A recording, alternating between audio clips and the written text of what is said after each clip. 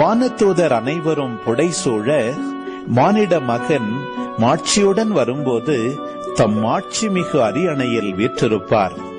எல்லா மக்களினத்தாரும் அவர் முன்னிலையில் ஒன்று கூட்டப்படுவர்.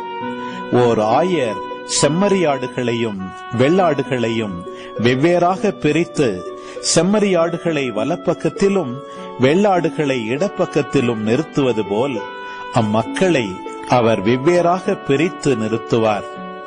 பின்பு அரியணையில் வீற்றிருக்கும் அரசர் தம் வலப்பக்கத்தில் உள்ளோரை பார்த்து, என் தந்தையிடமிருந்து ஆசி பெற்றவர்களே, வாருங்கள், உலகம் தோன்றியது முதல் உங்களுக்காக ஏற்பாடு செய்யப்பட்டிருக்கும் ஆட்சியை உரிமை பேராக பெற்றுக் கொள்ளுங்கள்.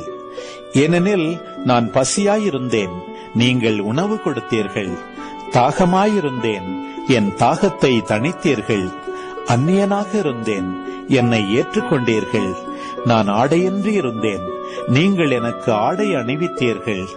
நோயுற்றிருந்தேன், என்னை கவனித்துக் கொண்டீர்கள். சிறையில் இருந்தேன், என்னை தேடி வந்தீர்கள் என்பார்.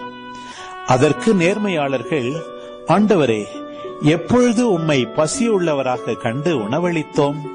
அல்லது தாகம் உள்ளவராக கண்டு உமது தாகத்தை தணித்தோம்? எப்பொழுது உம்மை அந்நியராக கண்டு ஏற்றுக்கொண்டோம்? அல்லது ஆடை இல்லாதவராக கண்டு ஆடை அணிவித்தோம்? எப்பொழுது நோயுற்றவராக அல்லது சிறையில் இருக்க கண்டு உம்மை தேடி வந்தோம் என்று கேட்பார்கள். அதற்கு அரசர், மிகச் சிறியோராகிய என் சகோதரர் சகோதரிகளுள் ஒருவருக்கு நீங்கள் செய்ததையெல்லாம் எனக்கே செய்தீர்கள் என உறுதியாக உங்களுக்கு சொல்லுகிறேன் என பதிலளிப்பார். பின்பு இடப்பக்கத்தில் உள்ளோரை பார்த்து, சபிக்கப்பட்டவர்களே, என்னிடமிருந்து அகன்று போங்கள்.